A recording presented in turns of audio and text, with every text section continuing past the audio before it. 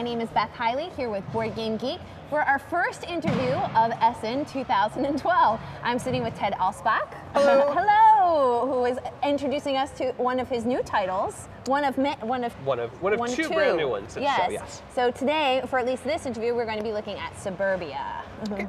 Thanks, Beth. So with Suburbia, you are trying to build a borough within a larger city, and the goal of the game is to have more people in your city than anyone else. And so the board itself is really a population board, and it tracks how many people you have. As you do different things in the game, you gain or possibly lose population. At the end of the game, the person with the highest population wins. Just talk to that one, Ted. So what we're going to do, we're going to go through a couple turns real briefly. I'll give an explanation as we're going along so people can see what's going on instead of explaining and then playing. It's a lot easier. So we're going to start out. We said that I was going to go first. Yes, we worked that out ahead of time. Yeah. We brawled it out. On my turn, one of the things I can do is buy a tile from the real estate market of tiles here. I can do other things too. We'll talk about that a little later. But I'm looking here. I see a lot of good options. One of the best options to start with is this fancy restaurant. So it actually says fancy restaurant. It's a fancy restaurant. What the fancy restaurant does is it gives me a bunch of income, which is awesome. But there's a little caveat. When other restaurants are built later in the game, you actually lose some of that income.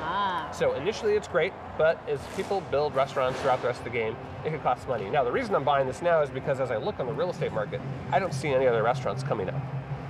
Once they come up, I could be in trouble, but right now it seems like a pretty safe bet. Yeah. So I'm going to buy this. This costs me $9. So I'll take $9, put it back into the supply, and then I place it anywhere in my city as long as it's touching any one of these tiles. So for instance, I can place it right there.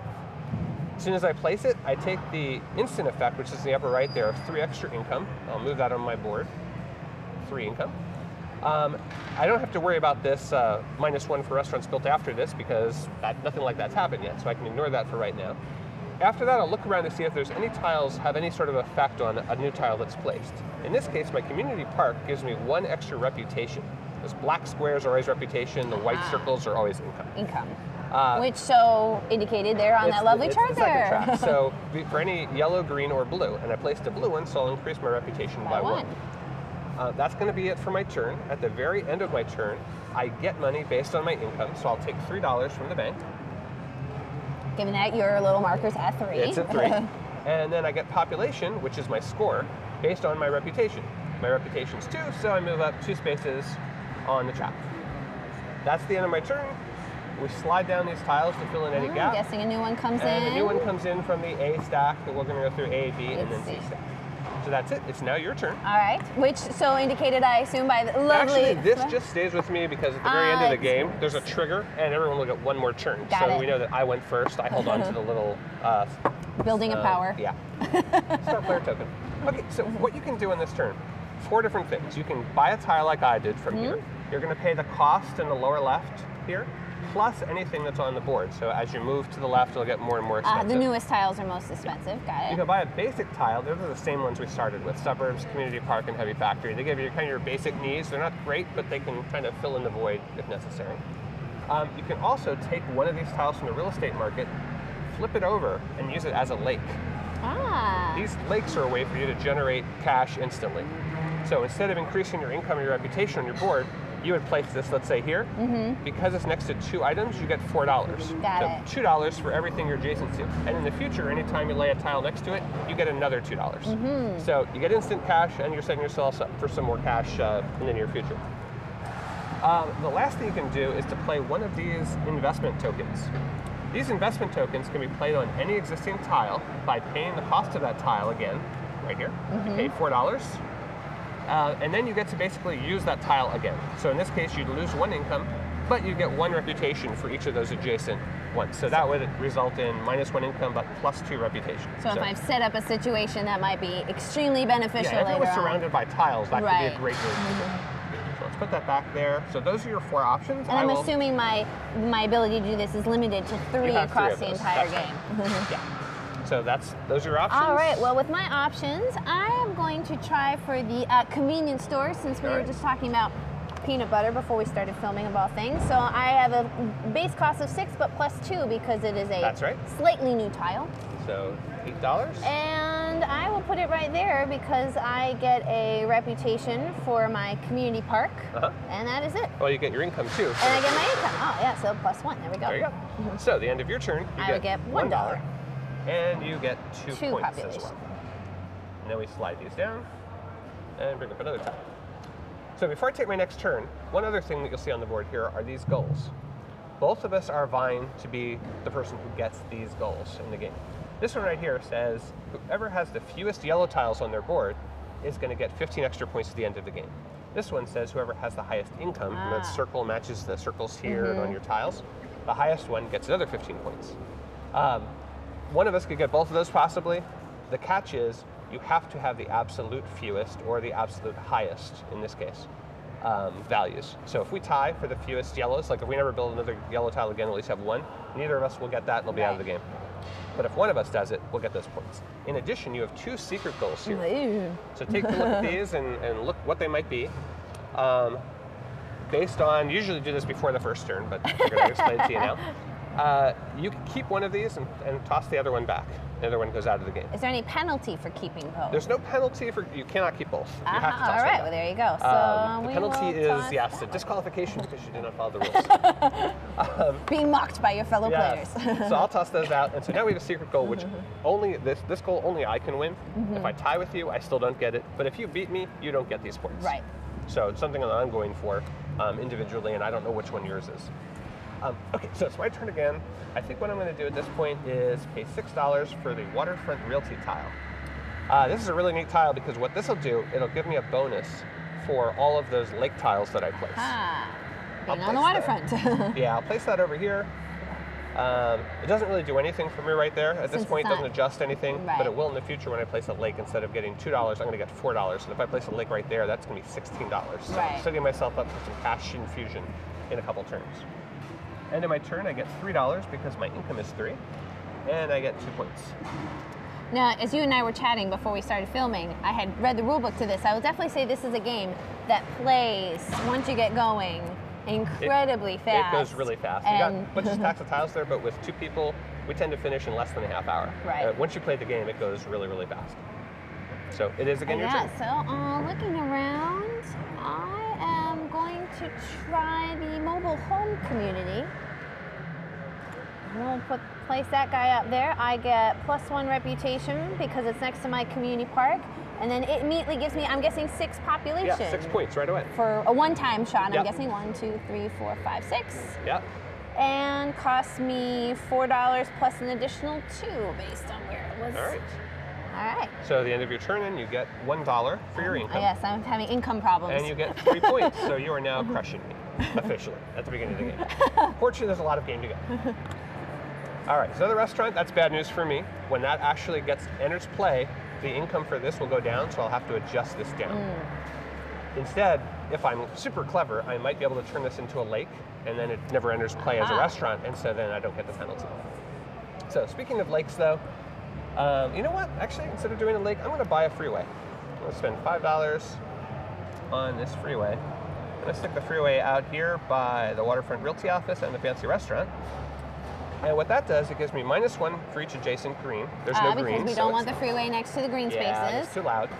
And it gives me 1 income for every adjacent commercial building or blue building. Next to 2. So I get +2 on that. That's it for my turn. I collect $5, and again, 2 more points. And then we'll scroll down. That way?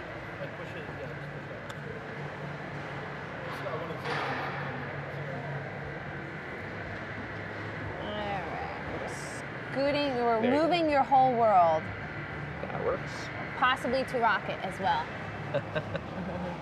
All right. All right, there's was it for my turn? Ted's I'm even going to scooch this a little bit more. There's Ted's Fabulous Worlds. Okay. Just so we can get it up close and personal. Very nice. All right, well, and just since we have a nice up-close view of your world, can you just walk us through really quickly, now that we can see it, fine detail, just the different labels on one tile? Let's talk about the Heavy Factory. It's when you get to the beginning, and it's got a lot of different things on it. At the top, you have a title, what it's called, Heavy Factory, pretty straightforward. On the left, you have the cost of the tile, the base cost. In case of the Heavy Factory and these, you're never going to have an additional cost because they don't appear in the real estate market.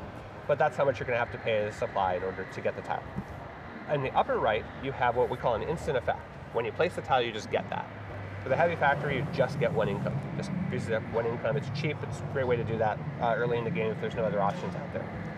And then there's a conditional effect at the bottom. The conditional effect lowers your reputation, in this case, 1 reputation point for every gray or green tile it's next to. It's next to 1, so it had been lowered at the beginning of the game back 1. Makes sense. You don't want factories next to your green spaces or your commercial spaces. Not really. Now, are there 4 different color types There are. of tiles? The 4 different colors you're actually seeing right here, and as I mentioned, there's also lakes, so kind of a dark blue color as well. And I'm guessing that the symbols on there also just double what the color indicates as well. Yeah, it's color blind, and also for people who like looking at the symbols, it's a little easier to see which tile it is that you're looking for, that's all. Now you had mentioned, now that we've run through a couple turns, that there are some triggers for end of game. Sure. The end of the game is going to happen once you're in the C stack someplace. There is a tile in here called One More Round. When you hit this one, you finish the current round, which means in this case a 2-player game. I went first, you went second. Yeah, absolutely. Once it shows up, we finish your turn, and then I play one more turn, you play one more turn, and then the game's over. One more turn. That's exactly it. Yeah. Now, is that seated somewhere in the C pile, or yes, it's always in the bottom? in there, somewhere in the second half of the C deck for the most part. So the variation is about 1 to 3 different turns where it could come up throughout the game. So you're never quite sure. You can't really do a lot of math and figure out, well, this is my last turn, until you know it's your last turn, which is nice. And then so when the game's over, what we'll do, we'll display our goals, and then we'll check to see who's gotten the public goals. So in this case, if we had ended the game now, you would get 15 points for having fewest yellows. So we'd yellows. put that on the scoreboard.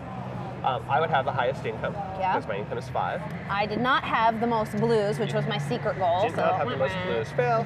And I asked to have the highest reputation, which I did not have. You had the highest reputation. So in this case, we would just get these particular ones. And then you can also change in money at the end for people. Every $5 million you have equals 1 person on the scoreboard. And now we know that a 2-player game takes about 25 minutes. What about a full 4-player game? 4-player game with experienced players always takes under an hour. First game you play with setup and rules, it's going to take about an hour and a half. So not bad, really, at all for a 4-player game. A couple other things that are interesting. You see the stacks of tiles that we have here. These don't represent all the tiles in the game. Yes, that's quite a big pile over there off camera. It's about 2/3 for a 2-player game. Why don't you toss one over? So here's the other C tiles. You're only playing with about half to 2/3 of the tiles in the game. So every game is going to be variable because you're going to have different sets of these tiles. Nice. And because you have different goals, every game is going to be shaped a little differently because you'll have different things that you're aiming towards that you need to do. So increasing some replayability there. Lots of replayability that way. Definitely. Your middle school is showing. Oh yeah. Oh, I'm sorry. We forgot the box top. I apologize. It's my first interview. No box. Shame. That's shame. Oh, no. Now to my fan routine. Yes. Now it is being sold here at Essen. It's here at Essen. But yay! But yes. Yes. Do you say at Spiel? I always say it's at Essen Spiel. Oh. So. All right, fair enough. I mean, we're Americans. We can say whatever we want to. I'm just an American. Yes. But do you have an idea of when it will hit the States? It's on a boat now. All right. Hey, so good. as soon as it gets there, hopefully, I'm hoping there'll be plenty of boxes out by BGGCon. That's the goal, is get everything out there so it's for Because we are doing to an informed audience who would know when BGGCon, which is the week before I don't know if anyone's heard about that. Thanksgiving. Yeah. The weekend before Thanksgiving. So in about a month. I feel pretty confident this will be there by then. And do you have an idea of what the price point's going to be It in retails dollars? at 60, so like online it's going to be 40, 45 or something like that, depending on the retailer, typically. You know the online retailers are going, oh no! That's what they do though, so that's what I would expect. $60 retail game is somewhere around there. So. All right, well, Ted, thank you as always for stopping by. We love it. And thanks for being our first interview of the entire fair. I know. Awesome.